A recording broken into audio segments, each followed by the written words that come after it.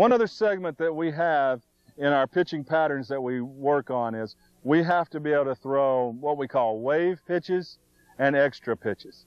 Okay, a wave pitch would be for a fastball. A wave pitch is going to be 2 inches outside. Okay, so our catchers have to learn to be able to set up where our pitchers can throw the ball 2 inches outside the plate.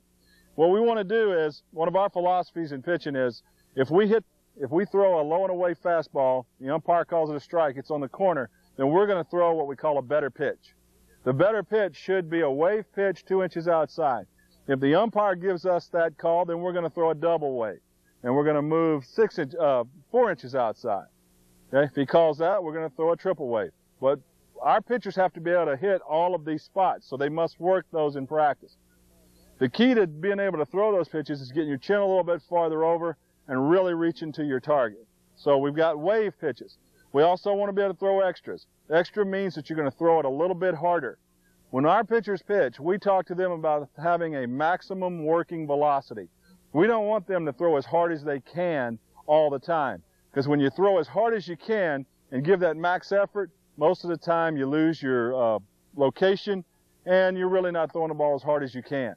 What we want them to do is, if they can throw a ball 88 miles an hour, if they're given max effort, we want them to pitch at somewhere between 85 and 86, 87. And that way they're not maxing out and they're able to really control everything and they can keep movement. For every inch of movement that you have on your fastball, it equates to about 3 miles an hour.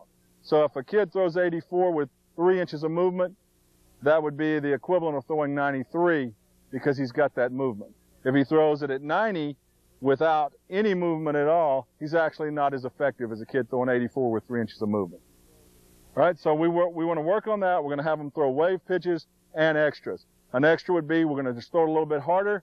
So if, say, we throw a pitch and a guy fouls it off, opposite field over the dugout, he's behind us a little bit, we want to throw the next pitch a little bit harder. And we want to have that in us. If we throw an extra curveball would be the one that bounces. That's that killer curve. And an extra changeup would also be one that's a little bit lower. He's not going to throw it any slower or any faster. It's just going to be farther down in the zone.